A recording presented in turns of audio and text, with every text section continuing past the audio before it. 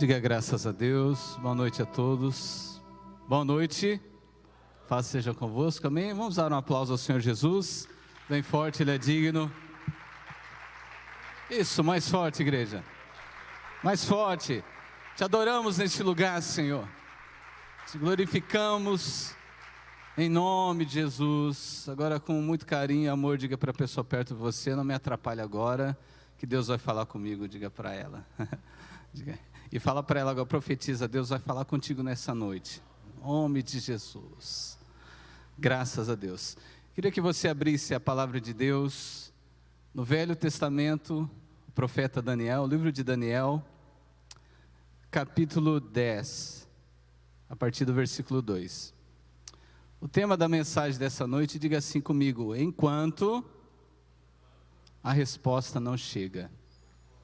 Deixa aberta a Bíblia. Eu quero fazer uma pergunta antes de falar sobre a palavra nessa noite, sobre esse tema tão importante. Queria perguntar para você que está aqui nessa noite, que está nos assistindo: quantos aqui nessa noite estão aguardando uma resposta de Deus para a sua vida?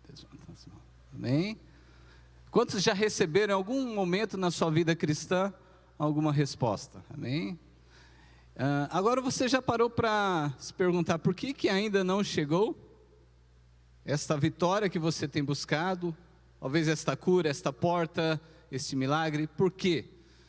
E eu, antes de entrar no texto, no tema especificamente, eu queria citar 4 razões que impedem. Aliás, existem mais, obviamente, mas no meu ponto de vista, 4 razões que impedem de nós recebermos a resposta do Senhor. Em primeiro lugar, nós precisamos entender que Deus, Ele responde às nossas orações.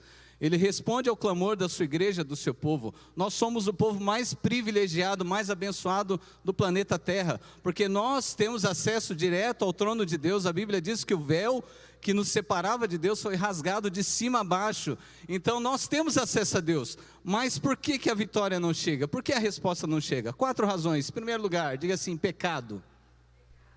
Em Isaías 59, 1 e 2 diz que os nossos pecados, aliás, diz assim que os ouvidos do Senhor não estão agravados, nem as suas mãos estão encolhidas, para que Ele não possa atender, responder, mas diz que as iniquidades fazem separação ou divisão entre nós e Deus. Então, o primeiro ponto que impede uma pessoa que se diz cristã de receber uma resposta de Deus é um pecado.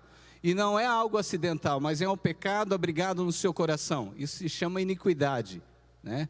E precisamos diferenciar, não vou entrar sobre isso, pecado e tentação. Tentação, como disse Martinho Lutero, você não pode impedir um pássaro de voar sobre a sua cabeça, mas você pode impedir dele fazer um ninho. Isso é tentação, quando você cede. Então, primeira coisa, pecado. Segunda, diga assim: há um tempo determinado. Está em Eclesiastes 3:1, que há um tempo para todas as coisas. E Deus sabe a hora certa, o momento específico de dar a vitória para o seu povo. Você que é pai e mãe aqui, você sabe a hora certa de entregar aquilo para o seu filho que tanto ele tem buscado. Deus, Ele nos trata dessa forma. Então Ele sabe o momento que é ideal para recebermos aquela vitória. Tomara Deus que esteja perto de você receber esse tempo, né? Esse Kairos, tem uma colisão aí com o Cronos e a sua vitória chega. Terceiro impedimento, diga assim: petição errada. Em Tiago 4:3 diz assim, pedi e não recebesse, porque você pediu errado, para gastar em vossos deleites. Você já parou para pensar aqui nessa noite que talvez você não está recebendo algo de Deus porque você está pedindo errado? Porque antes de nós pedirmos algo para Deus, precisamos pedir sabedoria ao Senhor. Quando Deus chegou diante de Salomão e disse a ele: o que você prefere? O que você quer receber numa visão? Riquezas ou vitória sobre os inimigos? Ele pediu sabedoria, porque a sabedoria vai fazer com que nós possamos pedir a Deus aquilo que realmente condiz com a sua palavra e aquilo que Ele tem para nossas vidas. Porque talvez o que você está pedindo para Deus, Ele sabe que isso vai te afastar da presença dEle. E o quarto ponto, que é o ponto chave aqui, né? Dessa nossa mensagem nessa noite, diga assim: batalha espiritual. Esse é o assunto que nós vamos falar aqui nessa noite. Daniel capítulo 10, você está com a sua Bíblia aberta aí? Aleluia, obrigado aí pela água, né? Esse calor, só graça, né, irmãos? Daniel 10, versículo 2, acompanhe comigo. Naqueles dias eu, Daniel, estive triste por 3 semanas completas. Manjar desejável não comi, nem carne nem vinho entraram na minha boca, nem me ungi com unguento, até que se cumpriram as 3 semanas. E no dia 24 do primeiro mês eu estava à borda do grande rio Idequel. Levantei os meus olhos e olhei e vi um homem vestido de linho, e os seus lombos cingidos com ouro fino de Ufaz. E o seu corpo era como turquesa, e o seu rosto parecia um relâmpago. Os seus olhos como tochas de fogo.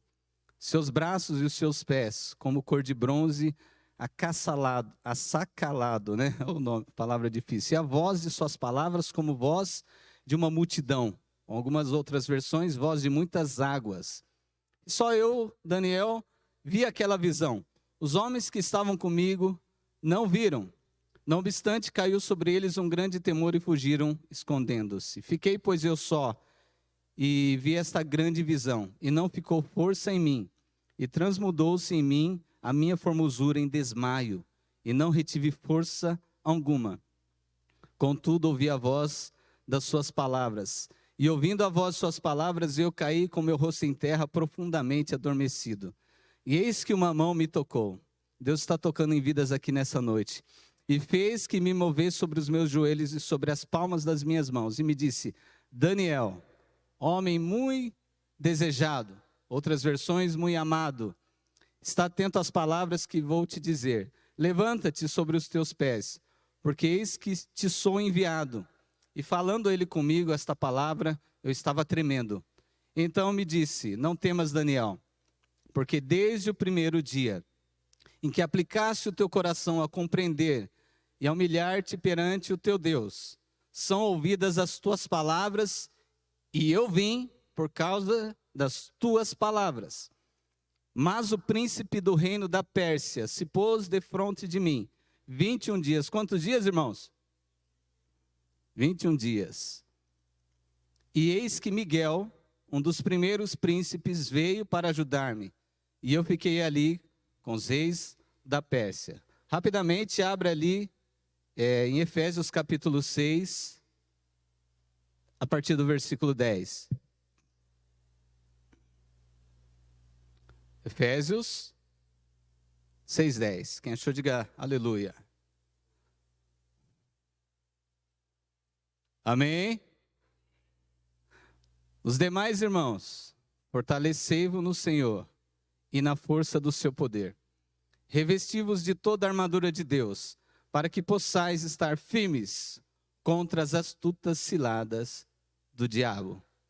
Versículo 12. Porque não temos que lutar contra carne e sangue, mas contra os principados, contra as potestades, contra os príncipes das trevas desse século, contra as hostes espirituais da maldade nos lugares celestiais.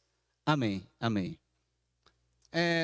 Quando eu estava refletindo sobre essa passagem de Daniel, automaticamente veio na minha mente esse texto de Efésios. E há uma relação paralela muito forte entre essas duas passagens. Nós falamos aqui os 4 impedimentos e o último, batalha espiritual. Quando nós vemos a vida de Daniel e a vida do apóstolo Paulo, que escreveu esta carta de Efésios aí, nós podemos perceber algumas semelhanças entre esses dois homens. O apóstolo Paulo foi um dos apóstolos, discípulos do Senhor, que mais teve revelações de Deus.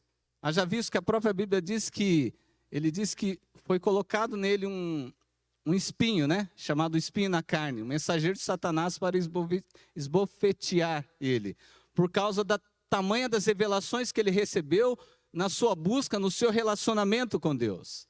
E nós vemos aqui também no capítulo 10 de Daniel, que Daniel era um homem que se entregava, que buscava com avidez a presença de Deus, as revelações que o Senhor tinha para a sua vida. Ambos eram homens consagrados. Ambos eram homens que enfrentaram uma batalha espiritual, enfrentaram oposições, pessoas se levantaram contra eles, principados estavam impedindo respostas para esses homens. E Paulo, muito sabiamente aqui nos explica que a maior luta que nós travamos na nossa vida não é uma luta humana, não é uma luta contra um familiar nosso, contra um patrão, contra um governo, né? É a luta espiritual. E essa batalha espiritual, eu e você, nós enfrentamos, você querendo ou não. Você querendo ou não, você foi alistado para o exército de Deus. Você faz parte, fala para o teu irmão, você faz parte do exército de Cristo. Querendo ou não, irmão. Alguém já foi para o exército aqui, né? Quando era novo, não? Oh, Oséias. Você já está alistado. Você já está na guerra. Agora não precisa temer. Porque a própria palavra de Deus diz que o nosso Deus, Ele é o Senhor dos exércitos. Então é Ele que vai na nossa frente. Daniel, ele foi um homem realmente usado pelo Senhor. O nome Daniel significa Deus é o meu juiz. E se nós formos olhar a palavra de Deus, a história deste homem, nós vamos ver quanto que Deus usou ele. O posicionamento que ele teve desde a sua adolescência. Daniel, ele foi tirado da sua família aproximadamente com 14 anos de idade para o Império Babilônio, que dominou aquela província, aquela região, o império mais forte daquela época. O rei Nabucodonosor, ele pegou esses jovens e colocou eles no palácio. E Daniel desde cedo aprendeu a ter um posicionamento diante das pessoas e jamais se afastar da palavra de Deus. Agora, o que eu quero falar aqui nessa noite com vocês que estão me ouvindo, né? O primeiro ponto, o que essas passagens nos ensinam? Qual é o paralelo? O primeiro, como eu falei aqui, está acontecendo neste momento, e eu acredito até aqui na igreja, uma batalha espiritual. Você não está vendo, mas existe uma guerra invisível, mas está acontecendo. Agora você já parou para pensar que talvez lá na sua casa, uma confusão que está acontecendo, ou no seu trabalho, que você acha que aquela pessoa é a causa daquele mal, mas talvez você já parou para pensar que existem ali demônios tentando tirar a tua paz, tentando tirar a tua alegria, tentando tirar o teu sono, e você fica tentando lutar com as forças humanas. Isso é uma batalha espiritual. Segundo ponto, que esses homens, dois grandes homens nos ensinam: quando nós buscamos servir a Deus e cumprir os seus propósitos, sofreremos oposições. Sofreremos oposições. E qual que é, irmão, qual que é a vantagem de uma batalha? Disse um avivalista que a batalha ela é importante na vida do cristão, que ela ensina o cristão a se manter vigilante e de pé. Porque nós temos uma tendência humana, natural, de nós nos acomodarmos. E o comodismo, ele é perigoso, porque quando nós nos acomodamos, quando nós relaxamos, digamos assim, na nossa vida espiritual, nós, sem percebermos, vamos dando brechas a Satanás. E o próprio apóstolo Paulo diz em Efésios 4:27, não deis lugar ao diabo. A nossa carne é fraca. A nossa carne tende a relaxar. Nós precisamos, nesses dias que estamos vivendo, o pastor aqui falou sobre a volta de Jesus. Ele está voltando, irmãos. Jesus está voltando. Nós cantamos Maranata, mas isso não é uma música só bonita. É algo que nós estamos profetizando e declarando que o Senhor está vindo buscar a sua igreja, e eu e você temos que estar preparados para a volta dele. E Satanás vai fazer de tudo, colocar situações, obstáculos para que nós enfraqueçamos na fé e nos afastemos daquele grande dia. Tem um filme muito bom, né? Eu tenho assistido, né? O Nicolas gosta muito de filme. E Deixados para Trás. Quem já assistiu? Recomendo você assistir. Tem 1, 2 e 3, né? Esse filme, né? Que é uma história do Tim LaHaye, que escreveu, né? É tremendo, irmão. Se você analisar os fatos ali, os acontecimentos, é algo que nós como igreja às vezes vamos deixando de lado. Vamos buscando somente coisas aqui, Eu não queria nem falar sobre isso, mas nós precisamos estar vigilantes. O terceiro ponto, tanto Daniel como Paulo buscaram revelação, entendimento de Deus. Ambos buscaram isso. Quando você se propõe, se dispõe a buscar o que Deus tem realmente para te revelar, você vai sofrer oposições. Seja ela espiritual ou até humana, você vai sofrer. Quarto ponto, diga assim: Satanás, ele é o meu adversário. E um dos atributos dele é aquele que arma, o significado, armas ciladas. E olha que interessante, Satanás ele é um ser, primeiramente, metódico. Eu estava ouvindo um dia um pastor da Rússia, Rick Renner, ele chama, na Rússia ainda, Ele estava falando, questionando em oração a Deus, por que a igreja muitas vezes não prevalecia contra algumas batalhas que estava enfrentando. Se nós temos o maior aliado conosco, que é Deus, se nós temos o Espírito Santo, que além de ser uma pessoa, é a maior força capacitadora que um cristão pode ter, o dunamis, essa explosão, esse poder na nossa vida. Por que nós, como igreja, fracassamos muitas vezes? E ele começou a questionar a Deus sobre isso. E Deus falou para ele, numa oração, uma revelação que ele teve, é porque a igreja, aliás, Satanás, o reino dele faz o que a igreja não faz, tem o que a igreja não tem. Ele falou, mas como assim? E ele começou a descrever sobre isso. E um dos pontos que ele citou é que o reino das trevas é um reino organizado. A organização, ela deve fazer parte da nossa vida como cristão, em todos os aspectos. A nossa casa deve ser um lar organizado. A nossa vida espiritual deve ser uma vida organizada. O nosso tempo, o nosso interior. Como está o seu interior, você que está aqui nessa noite? Será que está tudo organizado ou está uma bagunça? O reino de Satanás, o reino das trevas é organizado. Segundo ponto, Satanás ele é um ser metódico. 2 Coríntios 2,11 diz que, porque não ignoramos os seus ardis, ou astúcias. Satanás ele é um ser astuto, desde o início da criação. Ele arma ciladas, e ele tem derrubado, destruído muitos cristãos. Muitas pessoas que poderiam estar hoje sendo instrumentos de Deus, se afastaram por causa de uma simples cilada de Satanás. Uma amizade, uma conexão errada, um conceito que aquela pessoa abraçou, um orgulho, uma arrogância, uma porta aberta errada, e aquela pessoa caiu no laço do passarinheiro ali. Seja vigilante, fala para o teu irmão, vigia. Segundo ponto ali, ele é um ser persistente.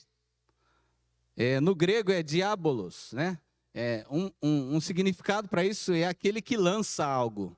Olha que interessante, ele fica lançando o tempo todo. Ele é um ser persistente.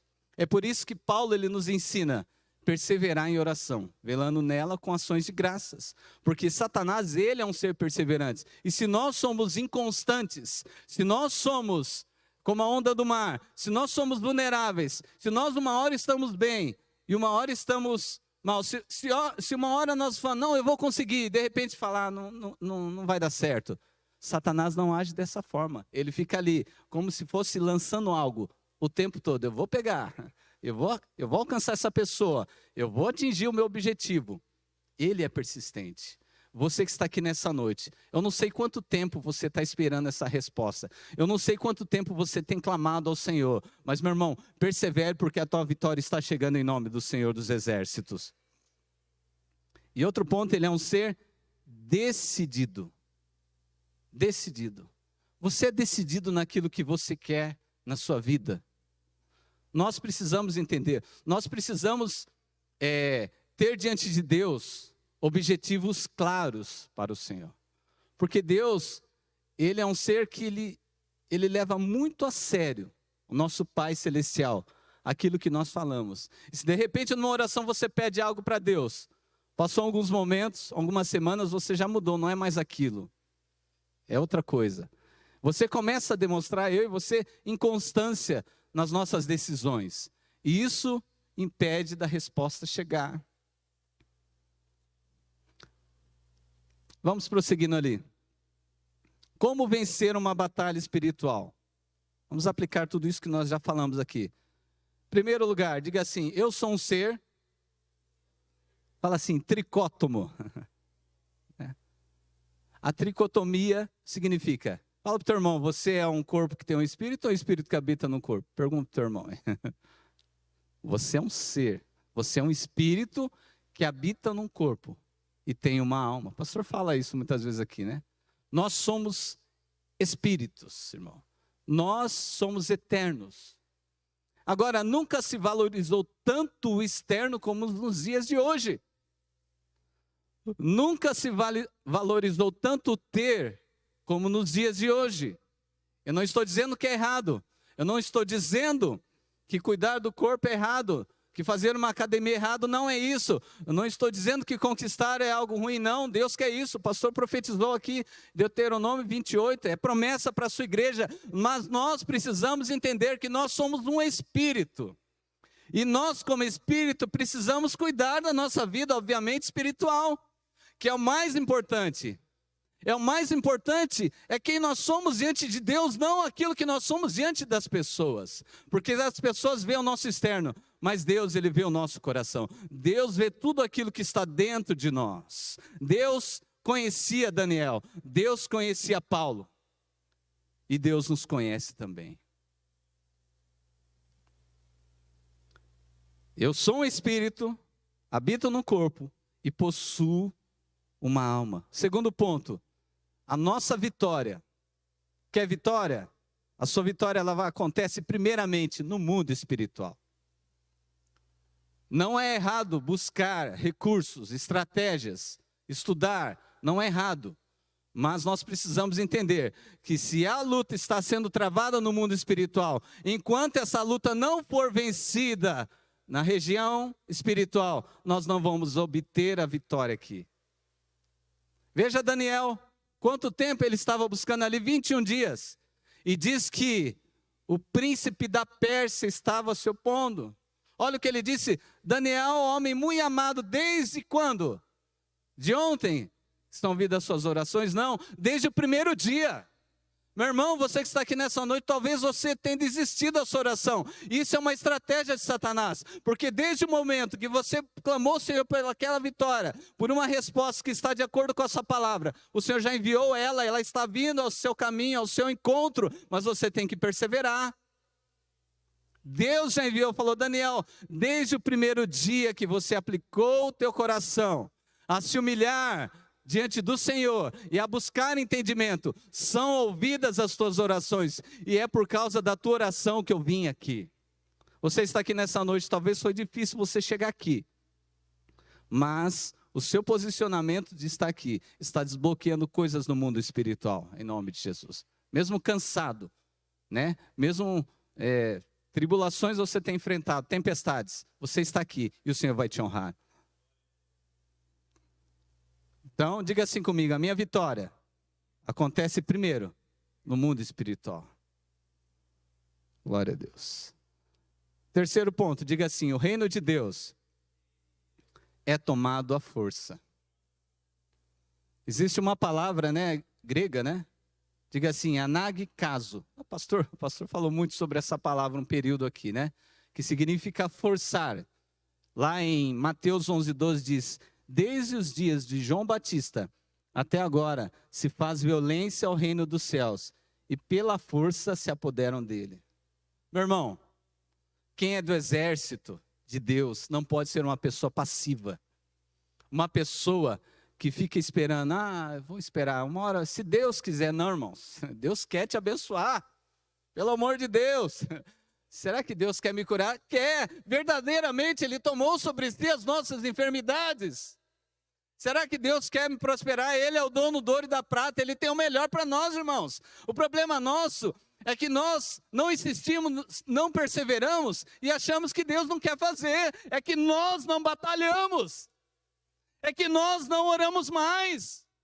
Se algo não aconteceu, não é culpa de Deus, irmãos. Nós temos que buscar revelação, mergulhar na presença dEle. E eu tenho certeza que o poder dEle vai se manifestar na nossa vida. Deus continua curando. Deus continua levantando o seu povo, abençoando, prosperando. Aleluia! Ele não mudou. Ele tem o melhor para você. Ele tem o melhor para sua família. Creia no Senhor Jesus, será salvo tu e tua casa.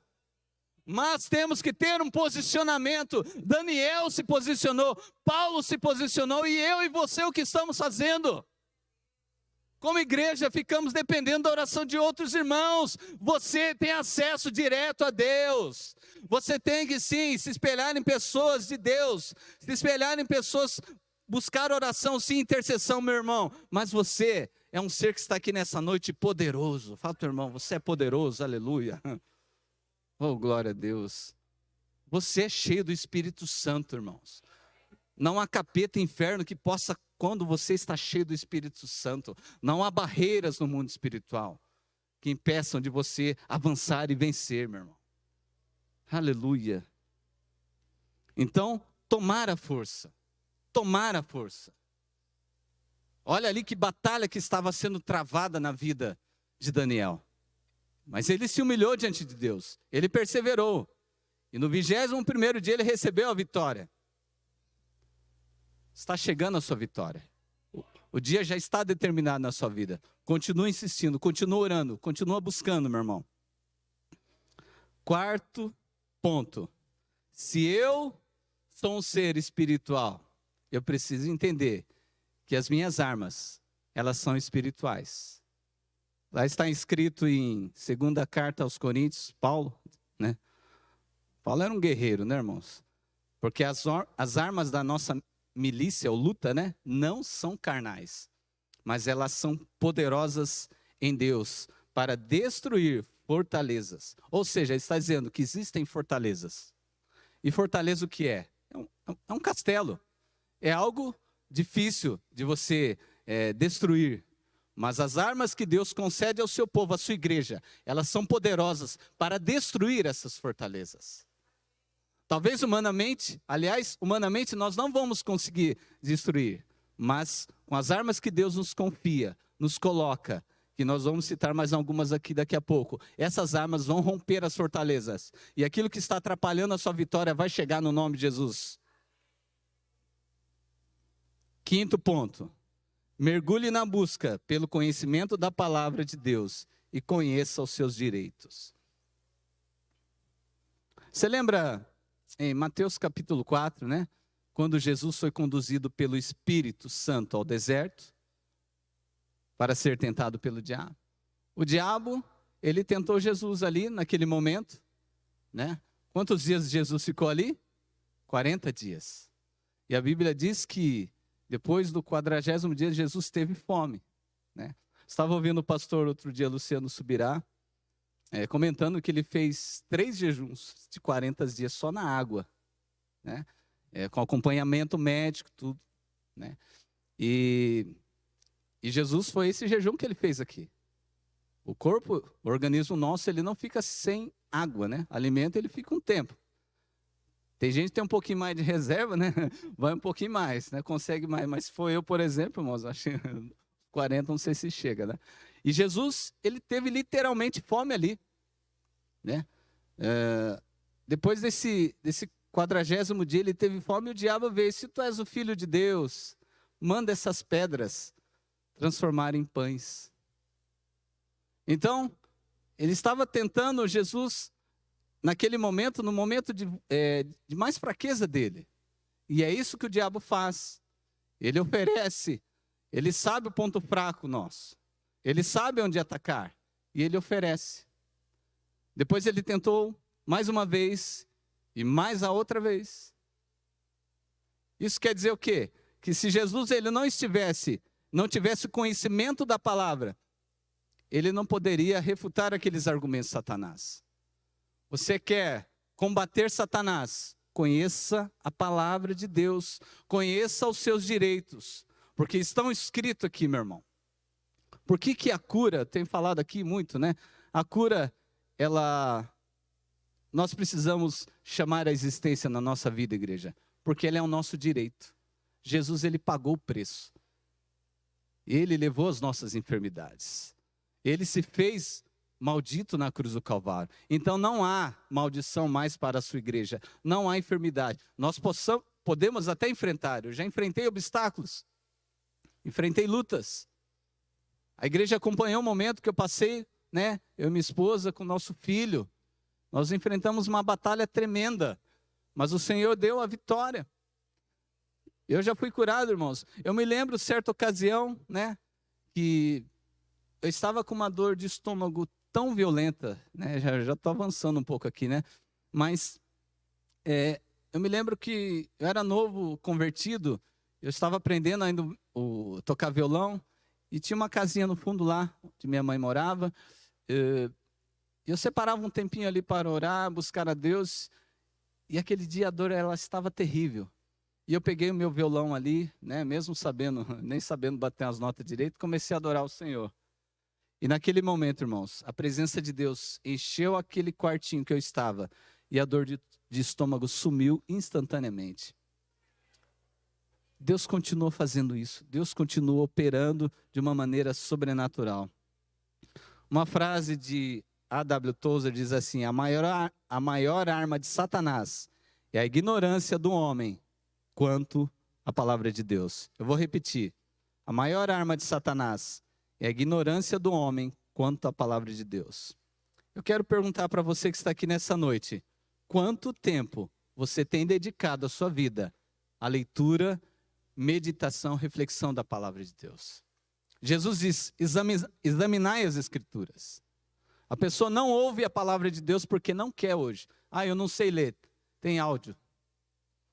Eu tenho dificuldade. Eu não tenho tempo. Isso é a conversa para boi dormir. Quem não tem tempo, né? Netflix, né? Corta um pouquinho ali o Netflix, né? Né? Que a novela, não sou contra, viu, irmãos? Mas seja seletivo. Se dedique mais. Se nós se dedicarmos mais a buscar o conhecimento da palavra, vamos entender mais os nossos direitos, conhecer e viver o que Deus tem para a nossa vida. Sexto ponto, diga assim: eu preciso consagrar a minha vida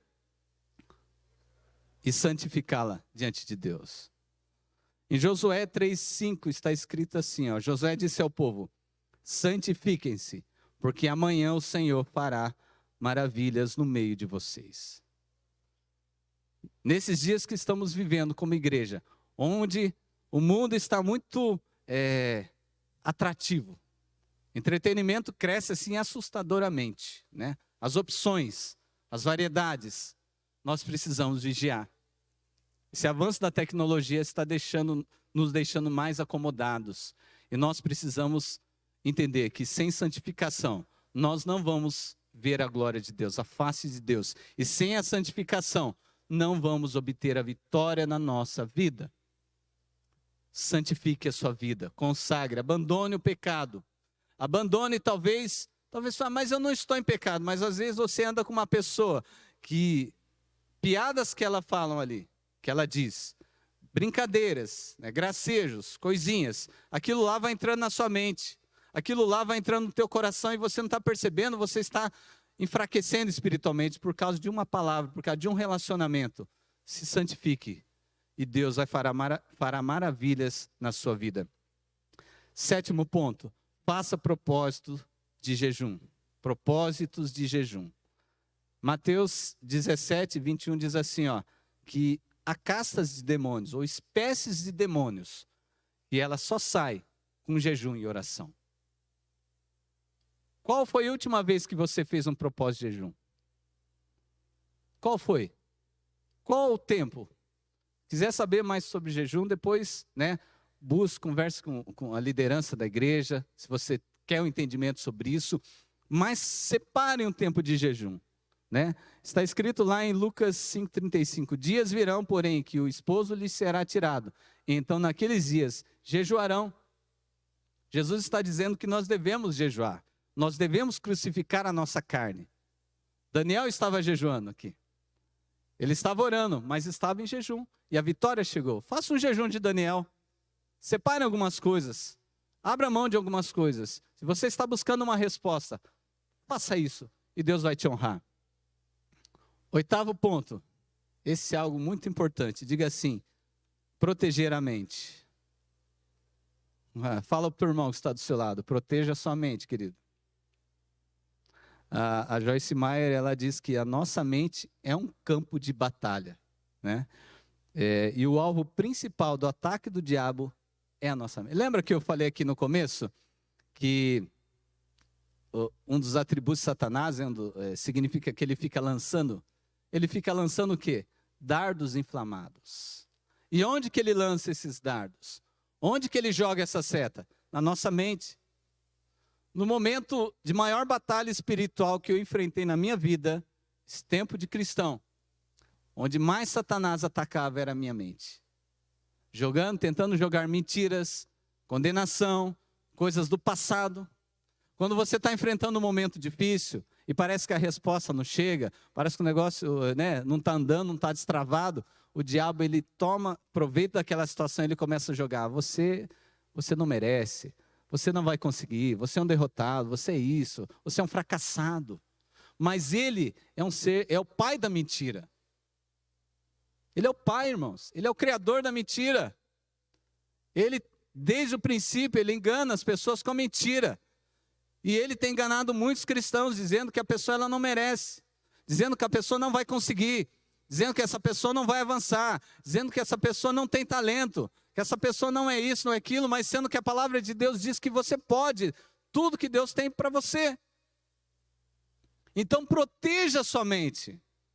A sua mente é o campo de batalha. Olha só, em Efésios 6,16, tomando sobretudo o escudo da fé, com o qual podereis apagar todos os dardos inflamados do maligno.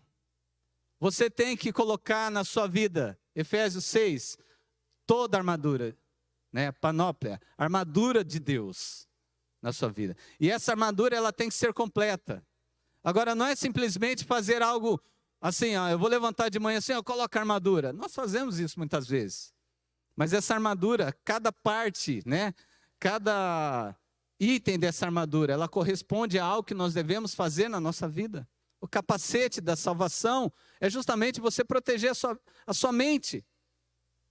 Esses soldados romanos, esses soldados naquele tempo de Paulo, eles eram totalmente equipados.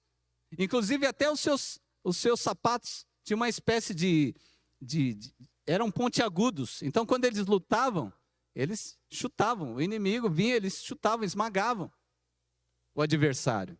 Nós devemos estar equipados, porque Satanás não brinca em serviço. E se nós estiver faltando alguma parte da armadura de Deus na nossa vida, o inimigo vai ter vantagem sobre nós. Então, vista a armadura de Deus e proteja a sua mente. Irmão, você tem o Espírito Santo. Se o diabo tem lançado seta na sua mente, repreenda, seja cheio do Espírito Santo. Tem um filme, aliás, tem um matemático. Eu estava refletindo sobre essa passagem. Quantos aqui já assistiram um filme chamado Uma Mente Brilhante? Muito bom filme, né? Do Russell Crowe, né? E é interessante que o John Nash, né? O nome dele, o matemático, ele sofria de uma doença chamada esquizofrenia, né? Uma pessoa que sofre disso, né? Ela vê coisas e pessoas que não existem. E ele, mesmo não conhecendo a Deus, né? Ele começou a administrar essa luta que ele enfrentava. Você que assistiu o filme, né? Não vou ser spoiler aqui, né? Os irmãos, mas ele via algumas pessoas ali que com o tempo ele foi discernindo e perguntando para as pessoas, tem alguém ali, né? Essa pessoa está ali? Ele começou a perceber que aquilo era uma ilusão. Ele começou a administrar esse momento, né? Essa luta que ele enfrentava, travada, e ele conseguiu vencer, mesmo não conhecendo a Deus. Ele conseguiu educar a sua mente, driblar essa esquizofrenia, e recebeu ainda o Prêmio Nobel da Paz. Agora, irmãos, um homem que não tem o Espírito Santo conseguiu fazer isso. Imagine eu e você, irmãos. Nós somos uma potência no mundo espiritual. A Bíblia fala que nós temos a mente de Cristo. Satanás talvez tenha soprado tantas coisas na sua cabeça nessa noite, você está aqui. Mas você precisa sair daqui. Se você, tudo isso que eu estou falando aqui, você não gravar tudo, mas grave uma coisa: você tem a mente de Cristo e você é abençoado e você vai conquistar, você vai vencer, você vai chegar lá porque o Senhor dos Exércitos é com você. Penúltimo ponto: desenvolva uma vida de oração e vigilância, né? Você imagina um soldado paradão lá, largado? Não, vigilante, olhando para o adversário. Não estou dizendo para nós superestimarmos a Satanás, mas também não podemos subestimar. Tem pessoas que, esse diabo não está com nada, vem para cima, vem, né? E tem uns que falam assim, não, tudo é o diabo. Não, nós precisamos ter uma vida equilibrada, saber que existe um adversário, mas com oração e vigilância, nós vamos vencer em nome de Jesus. Amém? Pode ficar de pé? Vamos colocando de pé aí. Vou chamar o Denis aqui. Último ponto, não menos importante, diga assim comigo: adoração rompe barreiras no mundo espiritual. Oração, adoração, consagração. Você precisa entender que essas são armas que Deus tem disponibilizado à sua igreja. E se você usar isso de forma sábia, se você buscar entendimento da palavra, meu irmão, barreiras vão ser quebradas nessa noite na sua vida. Atos 16, 25, 26 diz que perto da meia-noite, Paulo e Silas oravam e cantavam hinos a Deus, e os outros presos os escutavam. E de repente sobreveio um tão grande terremoto, que os alicerces do cárcere se moveram, e logo se abriram todas as portas, e foram soltas as prisões de todos. E tem mais uma passagem que eu queria encerrar. Josué 6,20 diz: gritou, pois, o povo, tocando os sacerdotes as buzinas. E sucedeu que, ouvindo o povo o sonido da buzina, gritou o povo com grande brado, e o muro caiu abaixo. E o povo subiu à cidade, cada um em frente de si, e tomaram a cidade. Adoração derruba muralhas. A adoração rompe grilhões do mundo espiritual. Aprenda a adorar. Aprenda a cantar com mais intensidade ao Senhor, a se derramar diante dEle, a se consagrar mais a Ele. Veja assim, Paulo e Silas estavam aqui presos, acorrentados, e eles começaram a cantar. Talvez você está aqui nessa noite, você está com uma dor no seu corpo, você está com uma tristeza no seu coração. Não deixe Satanás calar a sua voz, porque quando ele cala você, ele sabe que ele está impedindo de você romper no mundo espiritual. As muralhas de Jericó caíram, porque o povo gritou e declarou o Senhor dos Exércitos. Fizeram algo profético ali. E você vai fazer por um momento algo profético. Você vai levantar a sua voz nessa noite. Feche os seus olhos. Eu te louvo, Senhor. Cadeias no mundo espiritual sejam quebradas agora, Deus. Essas muralhas, essas barreiras que estão impedindo, Senhor, o teu povo, a tua igreja de vencer, de receber a resposta, Pai. Caia por terra agora em nome de Jesus. Caiam por terra agora as muralhas. Bata em retirada em nome de Jesus o inimigo. O inimigo não vai prevalecer, Senhor, contra a tua igreja. Porque maior é o Senhor que está em nós. O Senhor é maior que a enfermidade. O Senhor é maior que a depressão, que a tristeza, Deus. O Senhor tem um novo tempo, uma nova história. Levanta o teu povo, Senhor. E assim como aquela visão de Ezequiel, Pai, nós profetizamos que nesse vale de ossos secos se levantará um exército nessa noite, em nome do Senhor, Pai. O Senhor está levantando um exército aqui neste lugar, Pai. Oh, meu irmão, você é povo escolhido de Deus. Tem povo de Deus aqui, levante a sua voz e dê um brado de vitória. Diga: você é povo de Deus. Aleluia, Senhor. Diga: glória, Pai. Glória ao Filho. Glória ao Espírito Santo. Diga: eu vou vencer. A minha resposta está chegando. Diga: nada e ninguém vai impedir das promessas de Deus chegarem na minha vida, na minha casa, na minha família, na minha nação, em nome de Jesus. Quem é mais que vencedor, dê um brado de vitória, aplauda o Senhor bem forte. Mais sorte, mais sorte.